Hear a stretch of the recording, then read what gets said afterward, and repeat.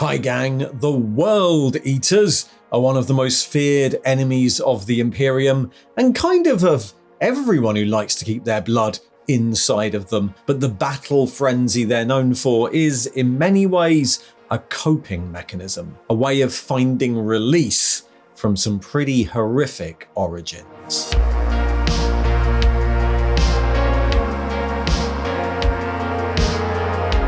If you're looking for Book Club or Tale of Four Gamers, you can find them over on the second channel, Arbitorian's Precinct House, link in the thing below. The World Eaters in Warhammer 40k are a legion of Chaos Space Marines dedicated to the Chaos power Khorne. To fight them is to face an eternal, blood-soaked rage, their minds consumed by maddening fury, their bodies often twisted by mutation and rampant demonic possession. They wage an endless campaign of needless violence, slaughtering everything in their path for just a second of peace. This brutality stems not only from their obviously horrific role as Adeptus Astartes in Warhammer, but more specifically from the agony inflicted by the Butcher's nails, implants that fill the subject with constant pain, amplify their aggression, and drive them to the brink of insanity, with only the endorphins released by battle offering any semblance of relief. The World Eaters are dedicated wholly to the Chaos god Khorne, and Khorne cares not from whence the blood flows, only that it does. For them, no amount of slaughter will ever sate their lust for butchery or satisfy their patron. But while their beginnings were still pretty brutal, they were back then just another Space Marine Legion, the 12th Legion, the Warhounds, and their story and their current incarnation is inextricably tied to the fate of their Primarch and the changes that he forced upon them. The story of the World Eaters is a tragic one. The 12th Legion of the Emperor's Astartes was founded on Terra near the end of the Unification Wars, and they recruited liberally from the whole planet without any particular geographic area they were based in. Early records indicate that the initial intake of recruits might have undergone some experimental screening processes, selecting for the most aggressive and competitive candidates. That wasn't particularly strange for a legion of Astartes, but in the 12th, it resulted in a legion noted for a highly aggressive nature. Their first recorded engagement was in the Saafric Liberation during the Unification Wars. Following those battles, they were largely held in Imperial Reserve, possibly as swift reinforcements or as a check against disloyalty within the rest of the Emperor's forces. Regardless, their dedication led the Emperor himself to dub the 12th Legion his War Hounds. They developed a reputation as vicious shock troops, their phalanxes and shield walls frequently leaving no prisoners from the territory they conquered. They were even accused of culling human regiments they deemed wanting, and their very fractious nature internally necessitated an unusually harsh code of discipline. A significant portion of the Legion, approximately 8,000 of them, was grouped into the 13th Expeditionary Fleet, along with other Imperial forces known for their destructive reputations, the Titans of Legio Audax or the Newman gun clans. And because of this, the fleet became known as the Bloody 13th. Deployed to some of the most brutal battlefields of the Great Crusade, some Imperial observers at the time would hope that when they met their Primarch, as had happened with the 9th Legion, this bloody reputation would be tempered.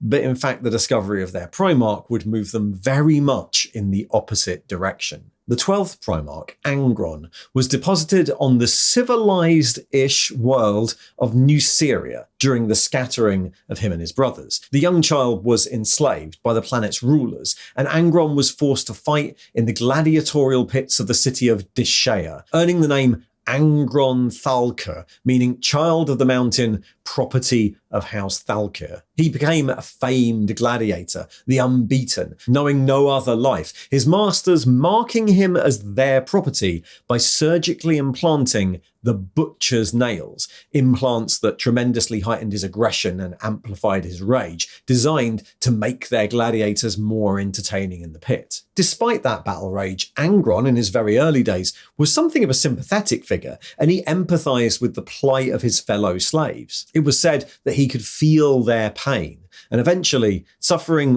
one indignity too many, Angron rose up and led a slave revolt, gathering his brothers and sisters into an army known as the Eaters of Cities, who rampaged across the planet. But despite numerous victories against the various city-states, his forces were eventually surrounded. Angron himself was happy to sell his life, happy to die amongst his brothers and sisters as a statement against the tyranny of the planet. But just as his forces faced certain annihilation, the Emperor's fleet arrived. The Emperor teleported directly to Angron on the eve of battle, offering him a legion and limitless power.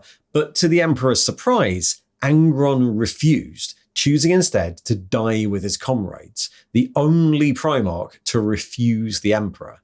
The Emperor returned to his flagship, but then, against Angron's will, and probably to teach him some sort of lesson, he teleported him aboard and forced Angron to watch as his brothers and comrades were annihilated. And while the intent might have been to teach him a lesson, it instilled in Angron a deep, unyielding resentment of this tyrant that ruled this new Imperium.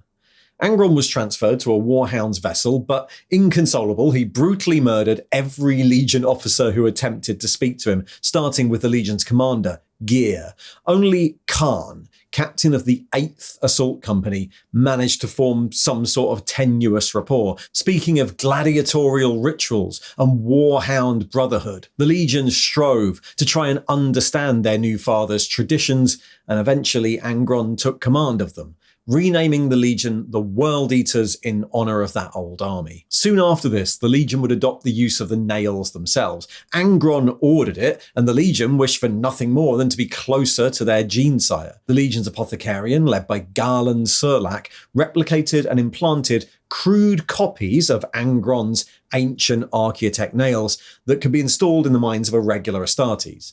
Initially, that procedure had a 100% fatality rate, but Surlac, after reverse engineering Gehenna technology, perfected a method for mass induction, and Khorne, now the Primarch's equerry, was the first World Eater to survive the procedure.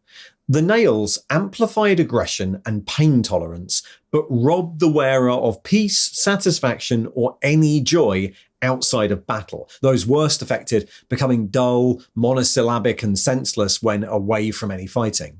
Once implanted, they couldn't be removed, and the process was detrimental over time. The Emperor and various Mechanicum priests, including Arcan Land, investigated Angron's nails shortly after his discovery, but none of them could find a way to remove them without killing him immediately.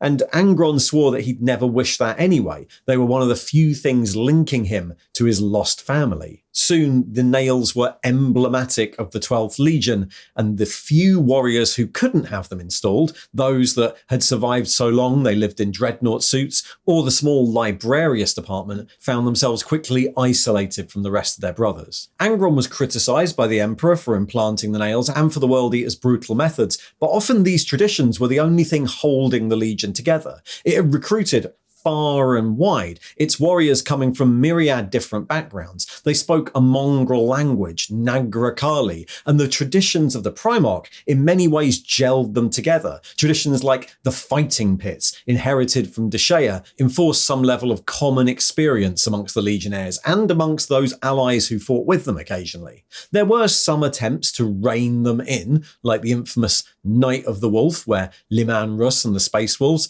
acting pretty much on their own authority, attempted to bring them in line. But as the fleets moved farther and farther from Terra, the World Eaters became a law unto themselves.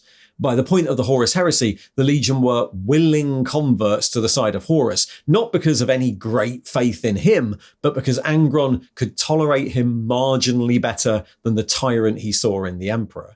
The World Eaters participated in the Isstvan III atrocity, culling their loyalist elements and in fact delaying Horus's advance when Angron personally led 50 companies to the surface to wipe out anyone who'd survived.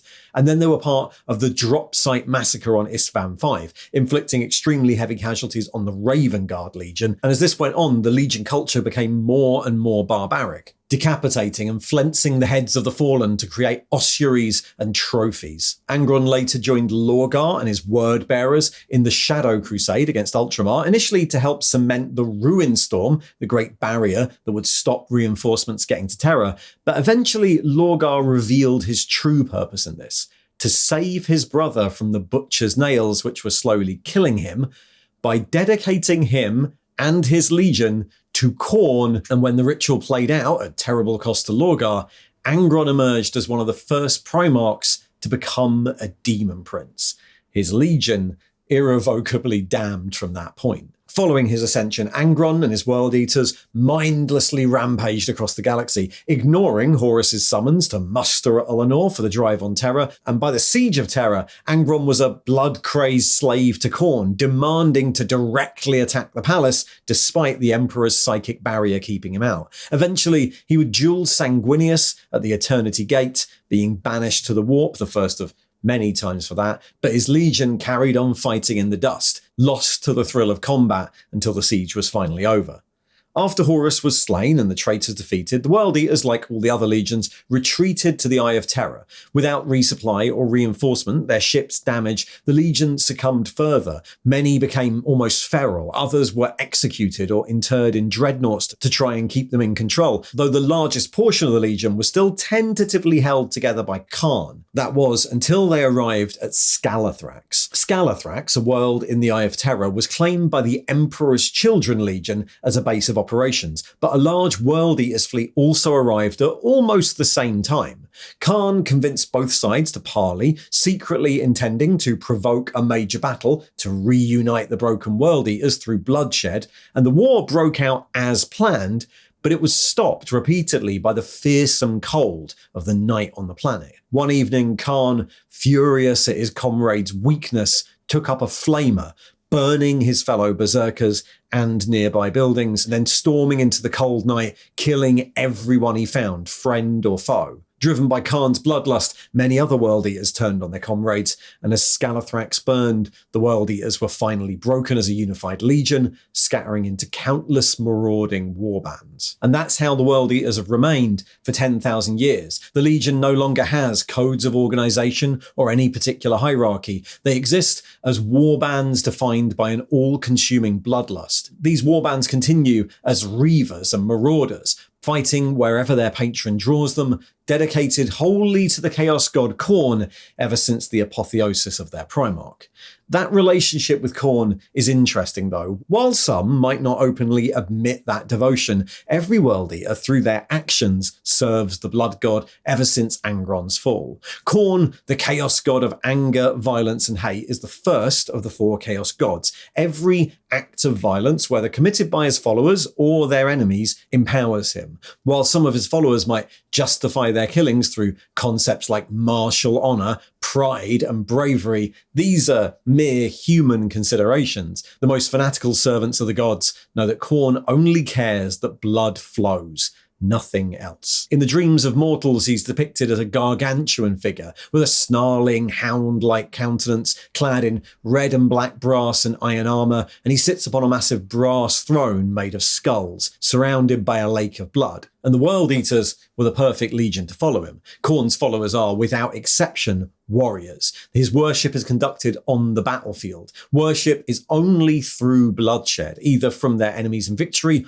or one's own through struggle. And any follower who allows a day to pass without contributing to this will incur the displeasure of the gods. Since the Battle of Skalathrax, the World Eaters have been broken as a unified legion. They rarely, if ever, operate as a cohesive force, and when that happens, it's usually due to being drawn together by a particularly bloody ruler. Instead, they function as countless disparate warbands, each controlled by their own champion or lord. These leaders' reigns are usually short-lived, either ending in battle, ascension to demonhood, or being killed by their own warriors, as of course rank within the legion now is gained through direct combat, slaying your superiors. Open challenge in a dueling pit, betrayal, murder, all of those are acceptable to Khorne. These warbands vary very significantly in size, from a few dozen legionnaires to thousands, and can include entire fleets. They don't possess any grand organizational scheme like any other traitor legions, and the armies and fleets are sustained not through a centralized logistics network,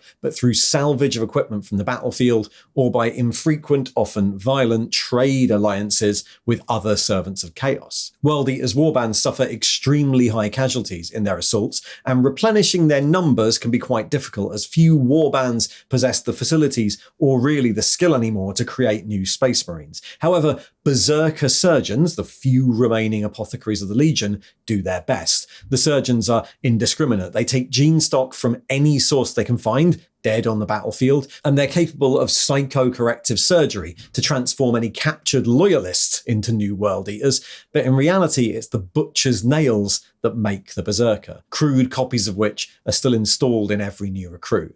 Post-Heresy, the World Eaters have also absorbed various Khorne-worshipping Chaos Space Marine warbands, which means that not all modern word-bearers share Angron's genetic legacy, but that never really mattered to the Legion, drawn as they were from so many different planets. Instead, they're united by the Butcher's nails and their devotion to Angron and ultimately to Khorne. All these warbands typically only come together under the rule of a very powerful or renowned leader, such as Angron himself or Karl the Betrayer, who can rally many fleets to his command, but many World Eaters are also eager to ally with other Chaos Space Marine factions, such as the Black Legion or other renegade commanders, all with the goal of finding larger and larger battles in which to worship their patron. And this dedication has slowly morphed their appearance over time. Originally, as the Warhounds, the Legion wore white power armor with blue trim and brass details. Their insignia was a red hound, recognizing the Emperor's name for them.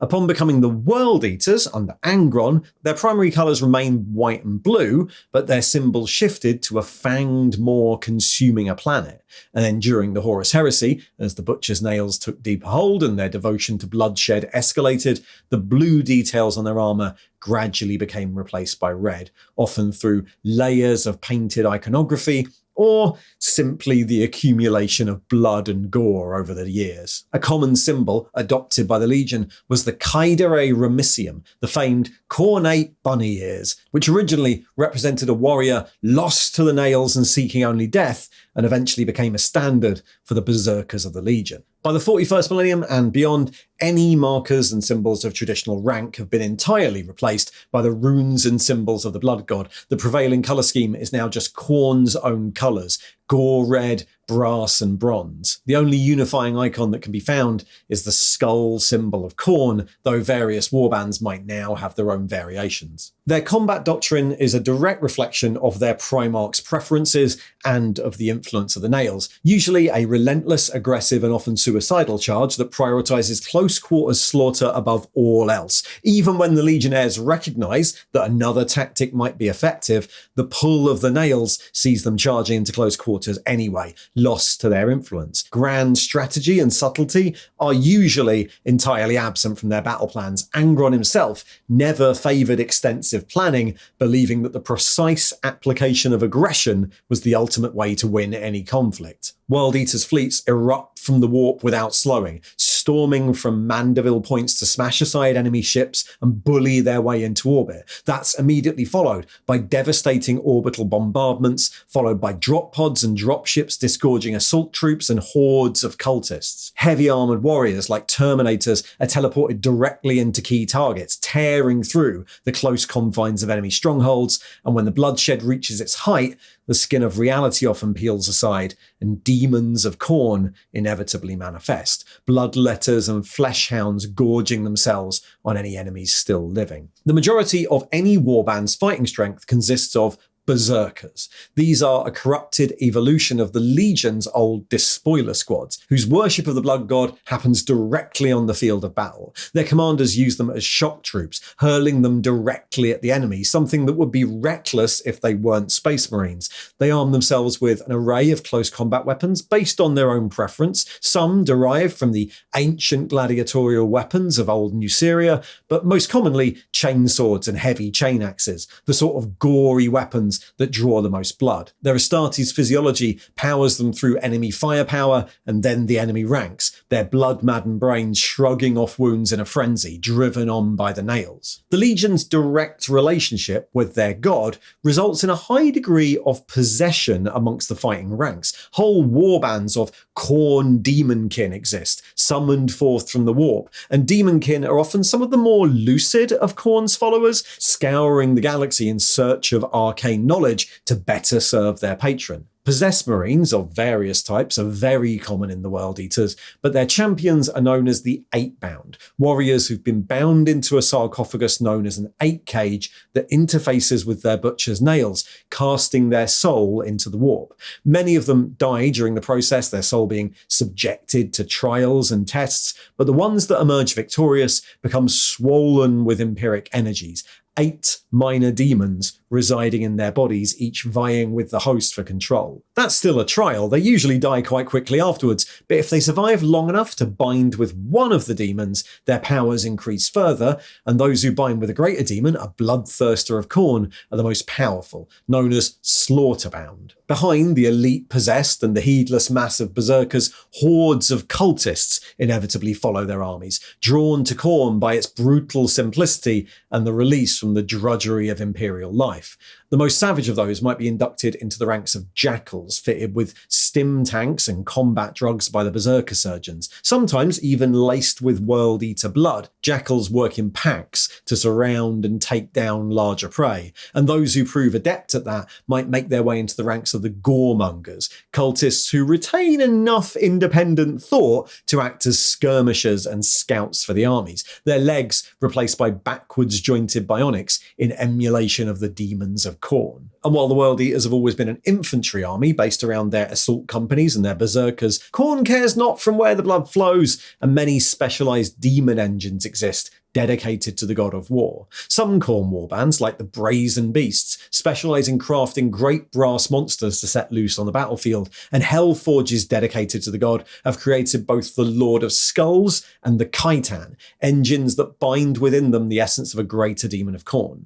While many demons see a binding within a machine as something of an insult, bloodthirsters have been known to welcome this process, seeing the machine as a great suit of chaos armour from which they can reap skulls in the real world. In this way, for the 10 millennia since the Horus Heresy, the World Eaters have managed to wage a near continuous campaign of bloodshed across the galaxy. Though often fractured and without unified direction, they have occasionally reunited, and when that happens, it's led to some of the most cataclysmic events in Imperial history. During the middle of the 38th millennium, Angron himself led a vast Khornate war host in an incident known as the Dominion of Fire. For over 2 centuries, Angron and 50,000 Khorne berserkers ravaged Imperial space, sparking wars and rebellions across more than 70 sectors, his coming heralded by bizarre phenomena such as waves of madness or crimson rain. It took 4 Space Marine chapters, 2 Titan legions, and over 30 Imperial Guard regiments to eventually reclaim the world that were lost,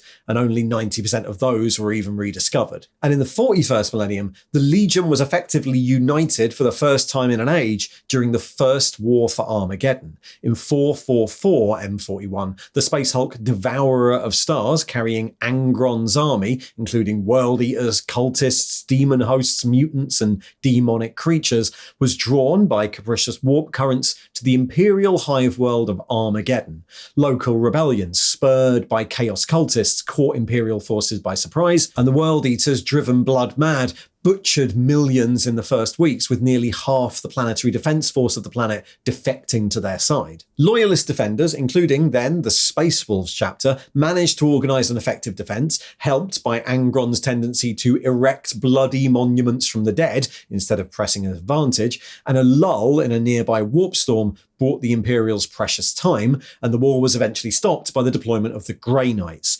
Teleporting into the heart of the demon army, the Grey Knights initially suffered extremely heavy losses, but they managed to shatter Angron's Black Blade, and Brother Captain Aurelian, at the cost of his own life, banished Angron back to the warp for 100 years and a day. The World Eaters also played a significant role in the protracted Siege of Vrax. This campaign began as an Imperial attempt to reclaim an armory world from a rogue cardinal, the Cardinal Zafan, but as the conflict escalated, Chaos Space Marine warbands arrived to bolster the rebels. The Skull Takers warband, under the Khorne Lord Zufor the Impaler, eventually orchestrated a coup against the other renegade warlords to become the supreme warlord of Vrax, and though the Imperium would eventually reclaim the world, Zufar escaped and the planet was permanently tainted by the Chaos forces. And then it was said that with the opening of the Great Rift during the 13th Black Crusade, Khorne himself bellowed in triumph and his hordes poured out of the rift in 8 directions, one of the earliest of the Chaos assaults. This blood crusade eradicated entire populations as it rampaged across what was then a dark and fearful Imperium. While it met fierce resistance in conflicts like the Octarius War and with Eldar forces on Upsilon, it caused galaxy-wide destruction, with Khan the Betrayer and various World Eaters sub-factions like the Maulers, the Red Redemption and the Shredblades all being noted participants of the crusade. And at a similar time, during the very earliest offensives of the Indomitus Crusade, Imperial Fleet Tertius had to replot its course to try and stop another World Eaters fleet intent on expanding the Great Rift even further with Blackstone devices. While the Khornate forces slaughtered their way towards the Sol system and ravaged the Makorta sector, they were eventually defeated at the Battle of Makorta Sound and the Blackstone devices sabotaged, which shattered the crusade. And then finally, during the Arcs of Omen campaign, Angron returned to the Materium aboard his old flagship, the Conqueror, drawn to the world of Malakbile by the psychic beacon of the Choral Engine, which had been aiding the Indomitus Crusade. Despite formidable Imperial defences and Grey Knight warnings, Angron, unusually lucid this time, divided his fleet into 3 prongs to assault the system, with Angron, Khan and the Conqueror each taking on separate targets until eventually Angron, along with his bodyguard of 8 bloodthirsters, destroyed the Choral Engine. The psychic feedback tore Malakbile in 2 and unleashed a murder curse that corrupted 80% of Indomitus Crusade Fleet Quartus with a berserker madness, leading to almost the entire Crusade fleet having to be written off, forever lost to the Crusade. Later in the same campaign, World Eaters allied to Vashtor would summon Angron back, this time to Wormwood during the Battle of Idolatros, where he fought the recently reawakened Primarch Lionel Johnson. And though he was banished yet again, the time it takes for him to return has grown shorter and shorter. His latest manifestation was on Armageddon once more, during an event known as the Season of Blood, where he led a massive World Eaters army in another invasion of the planet from its polar gates this time. He was, yet again, banished by the Grey Knights, but not before destroying some major hives, and once again killing the Grand Master that led the expedition. The World Eaters are a tragic story within 40k. To the Imperium, and at first glance, they're a pretty simple enemy, a stark embodiment of unceasing rage and destruction, pirates and reavers with no goal except murder, a galaxy-spanning wildfire consuming everything in its path, constantly seeking new fuel for their unquenchable thirst for blood and skulls. But they were set at this 8-fold path from the very start. Many legions were brutal and dangerous in the days of the Crusade, but the implantation of the Butcher's Nails, first into their Primarch, Angron, and subsequently into their own legionnaires, damned them. From that point on, their only respite would be in the bloodiest of conflicts. Do they enjoy that? Is that a choice? Well, sort of. Even from their Imperial days, the Legion chose to be bloody murderers in return for quietening the pain. This is the way they chose to deal with that. But 40k is often a tragedy, and it's always been clear that many within the Legion, in their occasional moments away from battle, are well aware that they got dealt a bad hand. A late reunion with a broken Primarch who drove them further and further into madness. And it's interesting to imagine what the World Eaters could have been had any planet other than Deshea been Angron's adopted home. Thanks for watching.